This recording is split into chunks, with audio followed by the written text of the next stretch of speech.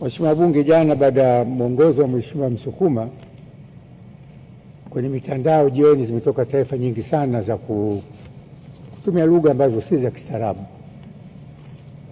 kwa kashifu na kuwasema wabunge ambao labda walifahamika hawajui kitu hichi.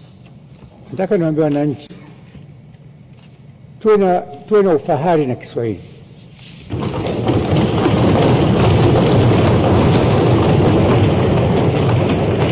Tujivunie katika bara zima la Afrika ni taifa moja tu la Tanzania ambayo tuna lugha ya taifa na wote tunazungumza lugha moja.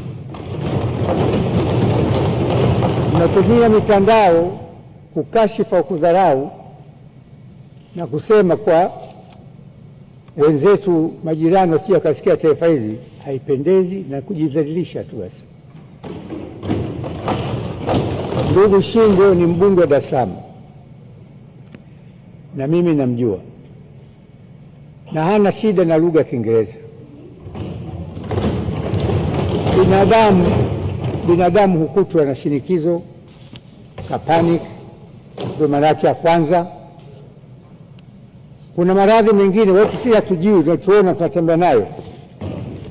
Kuna post stress traumatic syndrome, unajikuta tunashikwa na hofu.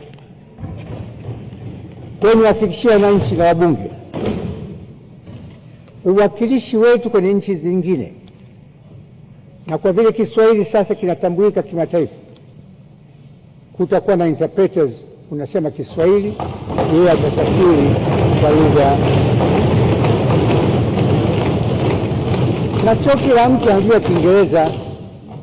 Kuna mataifa ya Asia yazungumzi Kiingereza, kuna mataifa South America yazungumzi Kiingereza, kuna mataifa ya Afrika wanazungumza lugha za kwao badala za Kiingereza, na vile vile wanasaidiwa kwa kufanywa kutafsiriwa na watu maalum ambao wako katika. Kwa hiyo niwaombe sana tusiwe na kila kitu tunaponda. Huna pali pa kwenda zaidi ya Tanzania. Niwaombe sana ndugu zetu wa mitandao, vitu kama hivi havipendezi na wala havileti heshima kwa taifa. Katibu.